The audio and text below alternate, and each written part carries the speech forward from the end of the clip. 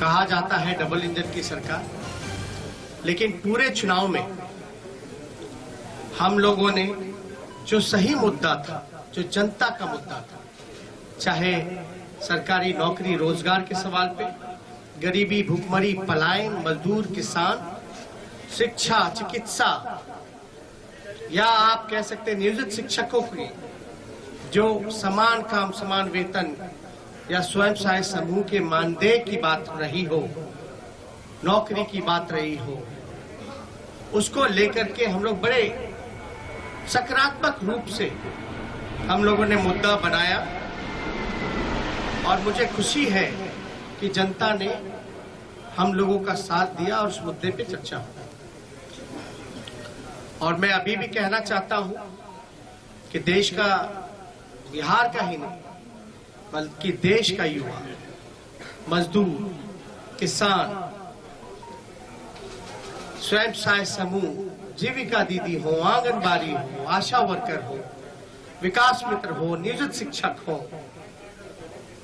जो हमारे श्रमवीर रहे हो, आज सब लोगों में आक्रोश है। आक्रोश इस बात का, धन बल छल, धन बल छल। एक तरफ देश के प्रधानमंत्री, बहुत ही शक्तिशाली प्रधानमंत्री, और एक बिहार के मुख्यमंत्री, तमाम पूंजीपति एक तरफ रहे, जोड़ भाग गुना सब कुछ करने के बावजूद भी इस 31 साल के नौजवान को रोकने में नाकाम रहे। तब जाकर के जो बीजेपी का जो प्रकोष्ठ है, आप प्रकोष्ठ भली भांति समझ सकते हैं कि बीजेपी का प्रकोष्ठ कौन है।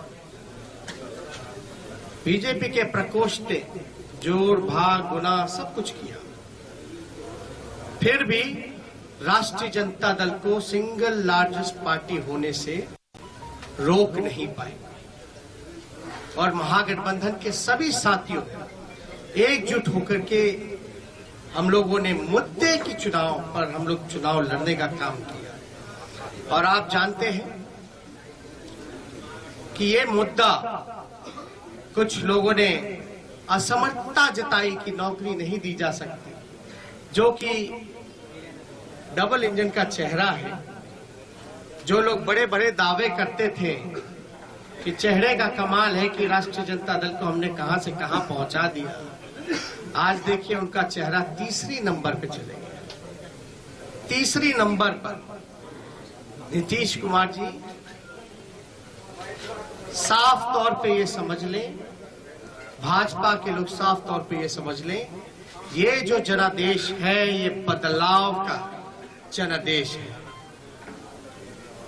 अगर थोड़ी सी भी अंतरात्मा, नैतिकता नीतीश कुमार जी में बची होगी तो ये जो कुर्सी पर बैठने का जो शौक है, जोड़ तोड़ भाग गुना करके जो बैठने का शौक है, कहीं ना कहीं से उनको जनता के इस फैसले का सम्मान करते हुए कुर्सी से हट जाना चाहिए। और कुछ लोग भले ही कुर्सी पर बैठे, लेकिन महागठबंधन और हम लोग जनता के दिलों में बैठे हुए हैं। जनता, बिहार की जनता हम लोगों के साथ है। और बड़ा आश्चर्य की बात है, अभी तो हम लोग धन्यवाद यात्रा भी निकालेंगे, क्योंकि हमारा स्पष्ट मानना है कि हम जीते हैं, हम हारे नहीं हैं, हम जीते हैं। पहली बार देश के किसी विपक्ष ने एक एजेंडा सेट किया और ये जो नतीजा आया है ये हमारे पक्ष में फैसला है और नतीजा जो उनके पक्ष में। लेकिन क्या ये सवाल खड़ा होता है कि देश के खासतौर पे बेरोजगारी, जहां बिहार में 46.6% है, जहां मुख्यमंत्री असमर्थता जताते हैं कि नौकरी नहीं दे सकते, तो क्या बिहार का जनता रोजगार नहीं चाहता? बिहार का जनता सरकारी नौकरी नहीं चाहता? ये सवाल खड़ा करता है। और हम लोग तो धन्यवाद यात्रा में भी जल्दी ही जाएंगे, लेकिन सरकार में अगर जो लोग छल कपट धन बल के कारण जो लोग बैठ रहे हैं, उनसे हम कहना चाहते हैं कि 4 दिन की ही चांदनी है, लेकिन अगर 19 लाख रोजगार, समान काम वेतन नियोजित शिक्षकों को, स्वयं सहायता समूह को अगर मानदेय, शिक्षा चिकित्सा अगर नहीं सुधरी जनवरी तक के महीने पर, तो हम महागठबंधन के लोग बड़ा आंदोलन करने का काम करेंगे। दूसरा पहलू, कुछ लोग बड़ा कहेंगे कि हार गए तो लोग रो रहे, नहीं, हम लोग रोने वाले लोग नहीं हैं, हम लोग संघर्ष करने वाले लोग, जनता के बीच रहने वाले लोग, सबको साथ लेकर के चलते हैं। जहां भी रहेंगे जनता की आवाज को बुलंदी से उठाते रहेंगे। लेकिन आप सब लोग देखिएगा कि आखिर कहां चोर तोड़ भाग गुना हो। तो कुछ सवाल है, हम आपको counting of postal ballot papers की प्रक्रिया बता दें। काउंटिंग पोस्टल बैलेट में एक दिन पहले ही राष्ट्रीय जनता दल के पेज से एक वीडियो जो है एक जारी किया गया था, ठीक चुनाव से पहले। उस वीडियो में साफ तौर पे दिखाया था कि रात के अंधेरे में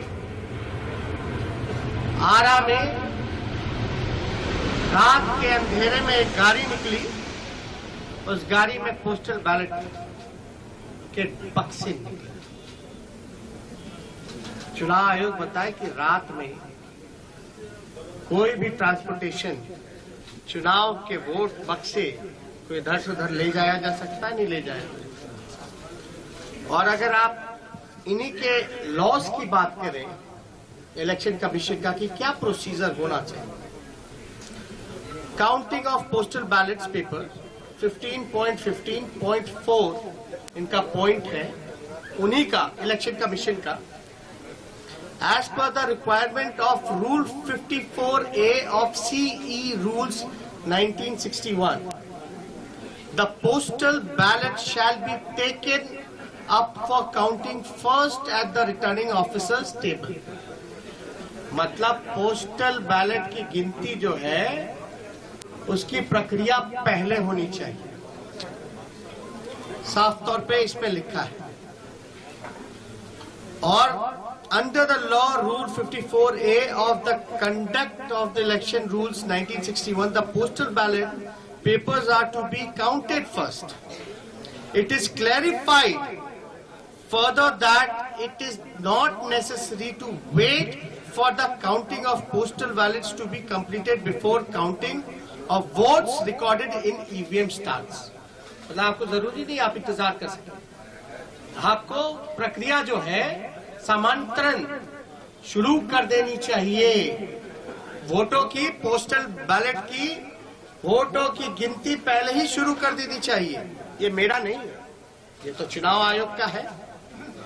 after a gap of 30 minutes from the commencement of counting of postal ballot papers, the counting votes of EVM can start. 30 minute के बाद आप EVM की जो प्रक्रिया है वो चालू कर सकते हैं।